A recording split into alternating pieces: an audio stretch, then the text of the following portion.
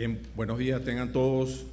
Yo quisiera aprovechar esta oportunidad para que en nombre de Elena Rincón, que es formamos parte del equipo de la Universidad Simón Bolívar y de todo el equipo de la Unidad de Políticas Públicas de nuestra universidad, expresar la satisfacción por formar parte de este equipo, de esta alianza académica desde hace ya 4 años con las universidades católicas, Central y también con la Fundación Bengoa. Quiero reconocer también aquí hoy a los que han estado formando parte de este equipo, algunos de los cuales están fuera del país o en otras ocupaciones, y sobre todo dar la bienvenida a los nuevos integrantes y a las nuevas áreas de este proyecto. Quiero también agradecer especialmente al equipo del instituto y en particular el Instituto de Investigaciones Económicas y Sociales de la UCAP, porque lo que ustedes están viendo hoy es el esfuerzo del análisis, pero aquí hay todo un trabajo de diseño, de seguimiento, del trabajo de conexión con CISOR, que es muy valioso, muy riguroso, y yo quiero agradecerles a ellos y en particular a Nixa, que es la coordinadora del proyecto, por todo el esfuerzo que han puesto en esto. Quiero también aprovechar esta oportunidad para mencionar a lo que podríamos llamar los encuestadores anónimos. Son esas personas que no conocemos nosotros, al menos algunos de nosotros, pero que son los que están en el campo buscando la información en sitios tan apartados del país, con sus supervisores de campo y con todo lo que tienen que ver, y realmente cuando uno examina los datos se da cuenta de que para llegar a ese número pues hay un trabajo previo. Yo quiero agradecerles a todos ellos aquí, aunque no los vea, de todo ese gran aporte que le hacen a la comunidad del país.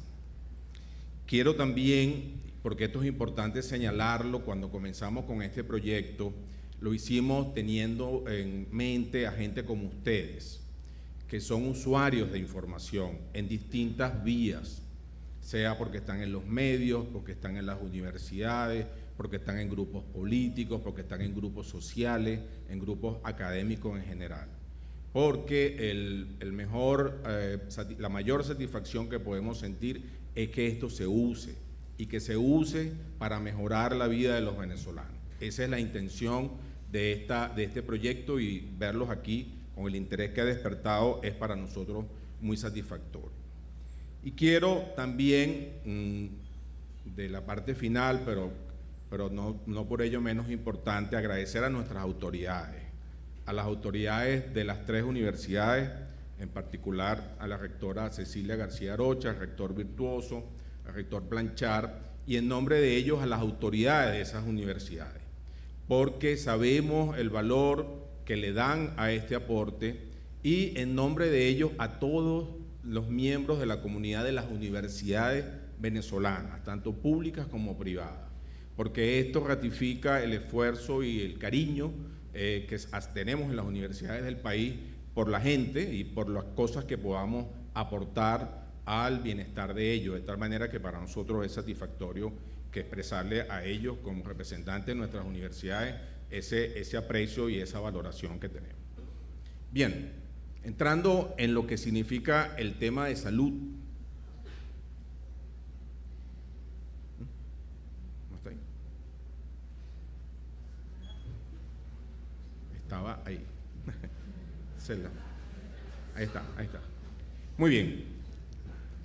Entrando en particular en lo que significa el área de salud en la encuesta, hay algunas connotaciones importantes que hay que decir de entrada. Venezuela está, para utilizar un término médico, en una situación de shock prolongado. Es un shock total que abarca elementos políticos, económicos y sociales. Ya se ha dicho, no existe en América Latina y creo que en el mundo en los últimos tiempos y largos un país que haya estado expuesto a un shock de esta naturaleza. Es un shock de sufrimiento neto de la población. Y esto es muy importante porque todo lo que ustedes están viendo en las distintas áreas es expresión de ese shock. Y en segundo lugar, porque lo que estamos viendo es una imagen de lo que pasaba en el país hace 6 meses. y que la aparición del fenómeno hiperinflacionario, del proceso hiperinflacionario, hace que todo esto ya esté mucho más deteriorado. Es decir, que a todo esto que vamos a mostrar hay que ponerle una visión de mayor deterioro, que es sobre la cual quiero llamar la atención.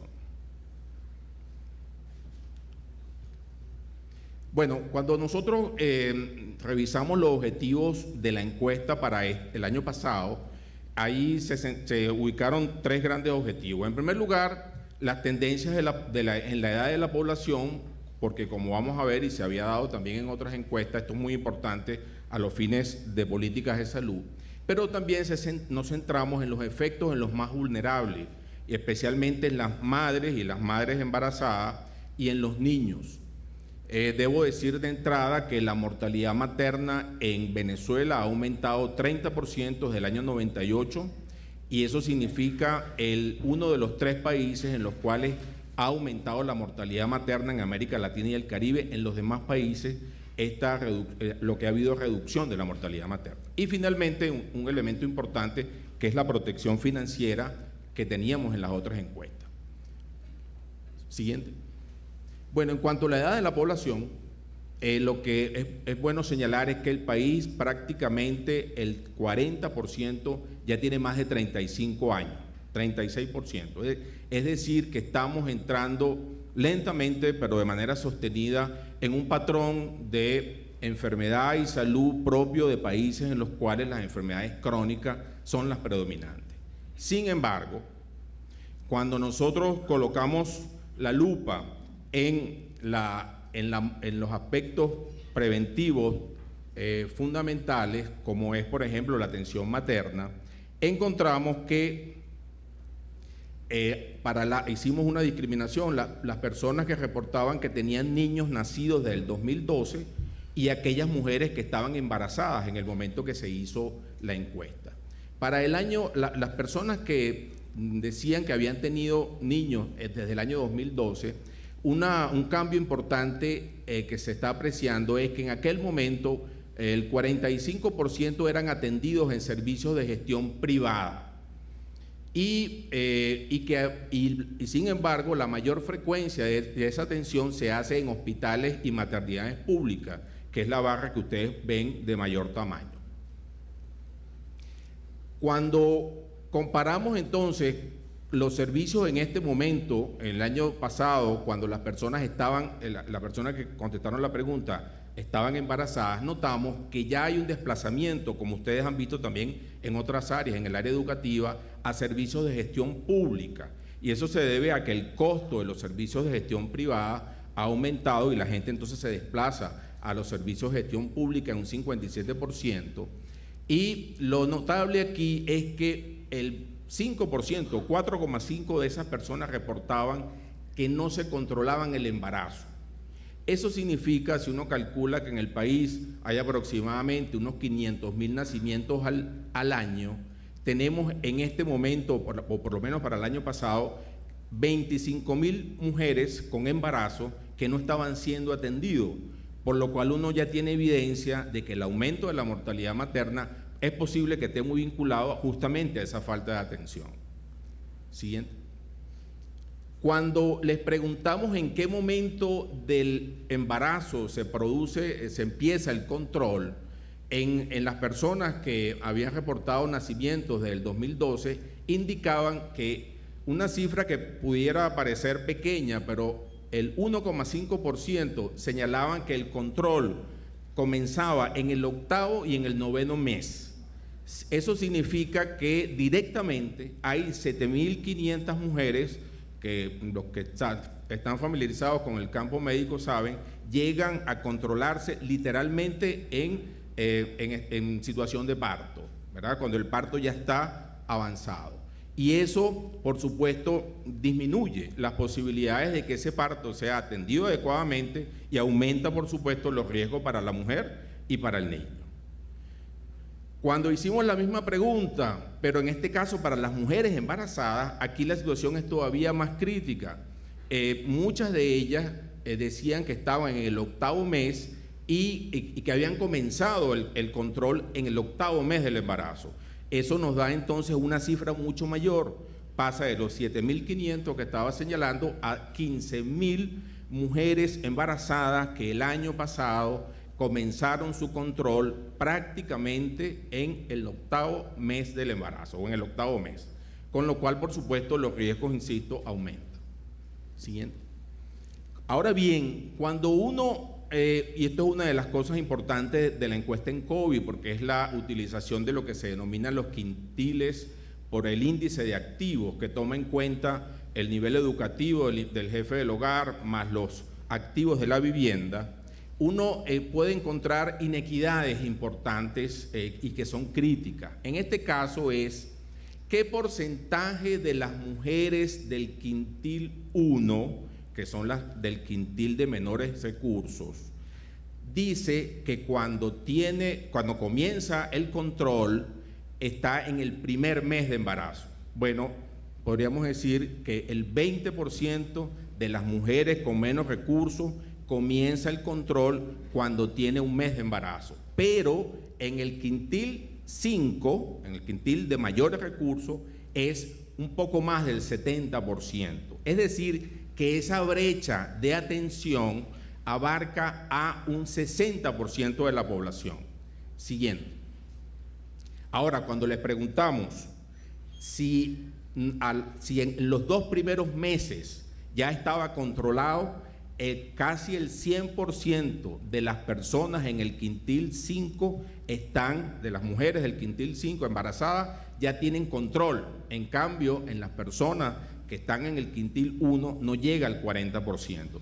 Esa brecha no es solamente social, sino es una brecha de servicio, que va a significar que es muy probable que las personas que están muriendo por causas de mortalidad materna en Venezuela sean todas en el quintil 1, lo cual hace esta situación inaceptable desde el punto de vista de política pública. Muy bien, y en la parte final es quizás lo más dramático que está pasando. En Venezuela, la siguiente, por favor. En Venezuela, desde el año 2014, las personas han perdido, el país ha perdido 20% de su población, ha perdido seguros de salud. En el año 2014, cuando comenzamos en la primera en COVID, eso era 50% los que no tenían seguro de salud. Para el año 2016 se situó en 64% y para el año 2017 llegó a 68%. Es decir, que entre el 2014 y el 2017 se han perdido aproximadamente 18 puntos de cobertura de salud. Esto significa que cuando uno lo analiza por quintil, prácticamente 9 de cada 10 personas en el quintil 1 no tienen ninguna protección de salud, de seguros de salud en este momento, e incluso las que están en el quintil 5 se acercan a un poco más del 30%. Entonces, como conclusiones, este es el peor desempeño de mortalidad materna en América Latina y el Caribe desde el año 98. Solo 2 países, solo Cuba supera a Venezuela, por cierto, y el otro país es Costa Rica. Todos los demás países han hecho mejoras importantísimas en la mortalidad materna. Venezuela no, y estos datos lo demuestran de manera muy clara. En segundo lugar, esta es la situación de peor desprotección financiera en América. En Venezuela, el 65% de todo el gasto en salud se hace del bolsillo de las personas, y esa pérdida de seguro es indicativo de eso. De hecho, en este momento Venezuela tiene, si uno compara cifras del año 2000 con el año 2015 de la OMS, se ha producido la mayor privatización de servicios de salud en América en el siglo XXI, lo cual es inaceptable porque esa es la tendencia contraria al desarrollo de un sistema de salud universal y equitativo. Y finalmente, lamentablemente, la tendencia que se puede prever es al mayor deterioro. En esta última lámina, que es la siguiente, lo que quiero señalar es la importancia, lo que está significando la hiperinflación como fenómeno de descomposición económica y social, y que nos lleva a plantearnos desde el punto de vista de implicaciones de política, que en el programa de estabilización, que ojalá más temprano que tarde se haga en Venezuela, deben estar incorporadas transformaciones profundas del financiamiento público, de la descentralización de servicios de salud y en la prestación de servicios a través de modalidades público-privadas. Ahora bien, lamentablemente, debo decir también que con hiperinflación estas mejoras no solamente no serán posibles, sino que probablemente en la medida que avance la hiperinflación, este deterioro será mucho mayor. Muchas gracias.